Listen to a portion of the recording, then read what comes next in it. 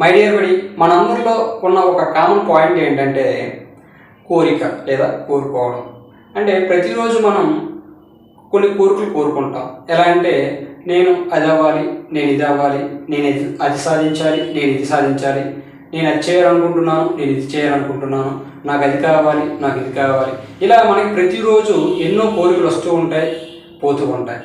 కోరికలు తీరడానికి అవి ఉంటే సరిపోదు, వాటికి తగ్గ కృషి కూడా ఉండాలి. కృషి లేకుండా మన కోరికలు ఫుల్ఫిల్ అవ్వడం చాలా కష్టం అని నా అభిప్రాయం. ఈ రోజు వీడియోలో మనం ఇంగ్లీష్లో కోరికలు ఎలా కోరాలి అనే విషయం గురించి ఈరోజు తెలుసుకోబోతున్నాం. ఇంగ్లీష్లో కోరికలు కోరడానికి మనం వీటిని ఎక్కువగా ఉపయోగిస్తూ ఉంటాం. Want to or wants to, wish to or wishes to, would like to. అంటే చూడండి, వీటిల్లో ఏది ఉపయోగించినా మనకు పర్లేదు, కానీ చాలా పొలైట్ వేలో ఎవరైనా ఒక కోరిక కోరాలంటే వుడ్ లైక్ టును ఉపయోగించడం చాలా మంచిది. Want to, wish to or would like to, ఈ మూడింట్లో ఏదైనా మనం ఉపయోగించవచ్చు. వీటిలో ఉపయోగించి సెంటెన్సెస్ తయారు చేయాలంటే ఈ స్ట్రక్చర్ గుర్తుపెట్టుకోవాలి. Structure is nothing but subject object ఉంటుంది, మధ్యలో ఉన్న ఈ హెల్పింగ్ వర్బ్స్ మారుతూ ఉంటాయి.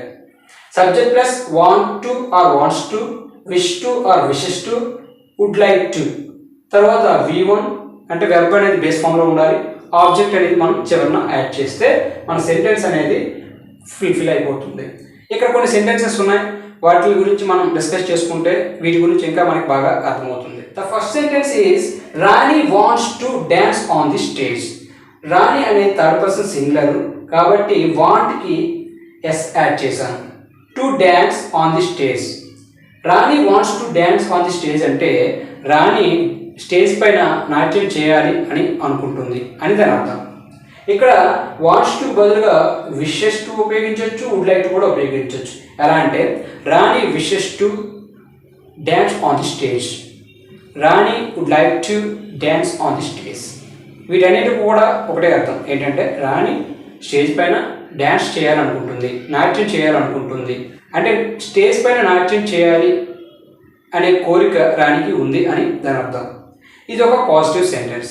నెగిటివ్ సెంటెన్స్ మనం తయారు చేయాలంటే ఇక్కడ మనం ఇలా తయారు చేయాలి. ఎలా అంటే రాణి డజంట్, థర్డ్ పర్సన్ సింగులర్ కాబట్టి మనం డజంట్ ఉపయోగించాలి, నెగిటివ్ కాబట్టి నాట్ యాడ్ చేస్తే సరిపోతుంది. Rani doesn't want to, not wants to. ఎప్పుడైతే హెల్పింగ్ వర్బ్ డజంట్ అయిందో ఇక్కడ మనకి ఎస్ని తీసేయాలి, ఎస్ని మనం ఉపయోగించకూడదు. Rani doesn't want to dance on the stage. Rani doesn't want to dance on the stage అంటే దాని అర్థం రాణి స్టేజ్ పైన డ్యాన్స్ చేయాలి అని అనుకోవడం లేదు, అంటే తనకు ఆ కోరిక లేదు అని దాని అర్థం. That is a negative sentence. చూడండి third sentence, does Rani want to not wants to. Does ఉంది కాబట్టి V1 ఉండాలి, V5 ఉండకూడదు. Does Rani want to dance on the stage. Does Rani want to dance on the stage. Rani stage పైన నాట్యం చేయాలి అనుకుంటుందా అంటే question చేస్తున్నాను. ఎలా చేస్తాను? పాజిటివ్ వేలో క్వశ్చన్ చేస్తున్నాను కాబట్టి డస్ని. నెగిటివ్ వేలో క్వశ్చన్ చేయాలంటే డజంట్ని ఉంచితే సరిపోతుంది. Doesn't Rani want to dance on the stage. Rani stage పైన డ్యాన్స్ చేయాలి అని అనుకోవడం లేదా? రాణి స్టేజ్ పై డ్యాన్స్ చేయాలి అనుకుంటుంది, రాణి స్టేజ్ పైన నాట్యం చేయాలి అనుకోవడం లేదు. రాణి స్టేజ్ పైన డ్యాన్స్ చేయాలి అనుకుంటుందా? రాణి స్టేజ్ పైన డ్యాన్స్ చేయాలి అని అనుకోవడం లేదా? So these are the 4 different kinds of sentences. చూడండి ఇంకా ఇక్కడ కొన్ని WH ఫార్మ్ ఆఫ్ వర్డ్స్ ఉన్నాయి. వీటిని ఈ ఇంటరోగేషన్ సెంటెన్సెస్కి ముందు ఉంచితే మనకి మరి కొన్ని కొత్త వాక్యాలు వస్తాయి. ఎలా అంటే why does Rani want to dance on the stage. Why does Rani want to dance on the stage. Rani stage పైన ఎందుకు డ్యాన్స్ చేయాలనుకుంటుంది? Why doesn't Rani want to dance on the stage. Rani stage పైన ఎందుకు నాట్యం చేయకూడదు అని అనుకుంటుంది? చూసారా? When does Rani want to dance on the stage. Rani stage పైన ఎప్పుడు డ్యాన్స్ చేయాలనుకుంటుంది? Where does Rani want to dance. Rani ఎక్కడ dance చేయాలనుకుంటుంది?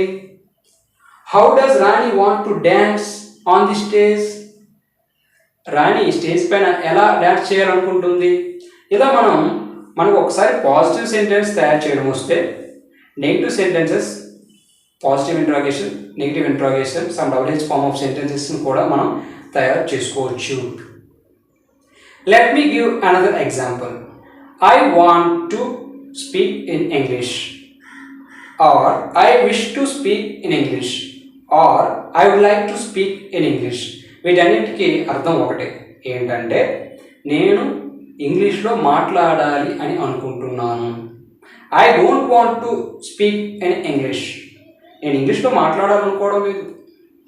Do I want to speak in English? నేను ఇంగ్లీష్లో మాట్లాడాలనుకుంటున్నానా? Don't I want to speak in English? నేను ఇంగ్లీష్లో మాట్లాడాలి అని అనుకోవడం లేదా? Why do I want to speak in English? నేను ఇంగ్లీష్లో ఎందుకు మాట్లాడాలనుకుంటున్నాను అంటే నా అంతటా నేనే క్వశ్చన్ వేసుకునేటప్పుడు అలా మనం సెంటెన్సెస్ తయారు చేయొచ్చు. ఇలా మీరు కూడా వాంట్ టుని, విష్ టుని, వుడ్ లైక్ టుని ఉపయోగించి మీకు ఏవైతే కోరికలు ఉన్నాయో వాటిని ఇంగ్లీష్లో అడగచ్చు. That's it for this video.